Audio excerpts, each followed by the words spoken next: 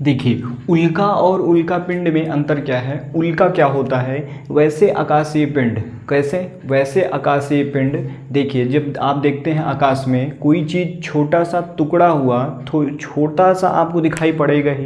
क्या है, वैसे आकाश का कोई भी चीज़ गिरेगा तो आपको छोटा ही दिखाई पड़ेगा, क्योंकि आपके पास में तो गिर नहीं रहा है, जिससे कि वो दूर गिर रहा है तो आपको छोटा ही दिखाई पड़ेगा। ठीक है ना, हम हो या आप हो, आपको छोटा ही दिखाई पड़ेगा। जहाँ पर गिरेगा वहाँ पर समझ में आएगा कितना बड़ा है। ठीक है, तो वैसे आकाशीय पिंड जो आसमान में ही, शुद्ध हिंदी में आसमान में ही बुझ जाएं, वैसे आकाशीय पिंड आसमान में ही बुझ जाएं, जलता हुआ। एक इसको तारे का भी क्या कहा जाता है, तारे का टुकड़ा कहा जाता है।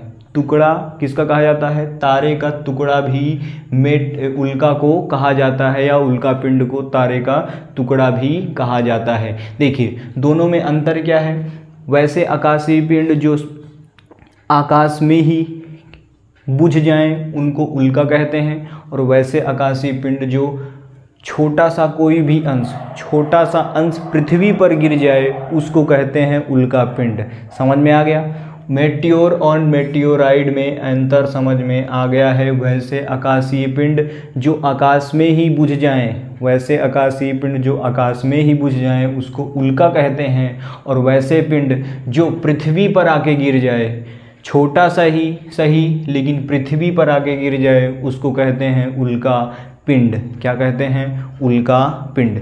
आप गांव में देखते होंगे, आप जब आप सोते हैं आसमान में ऊपर आँख करके लेटते हैं तो आपको हमेशा जलता हुआ कुछ प्रतीत होता है, दिखाई पड़ता है, बहुत तेज़ी से उड़ता हुआ नजर आएगा। वो क्या होता है कि कुछ दूर पर जा कर के क्या होता है, बुझ जाता है, उसको कहते हैं उल्का। और वैसे आकाशीय पिंड जो आ कर के बुझे ना लेकिन आकर के ज़मीन में गिर जाए उसको कहते हैं उल्का पिंड।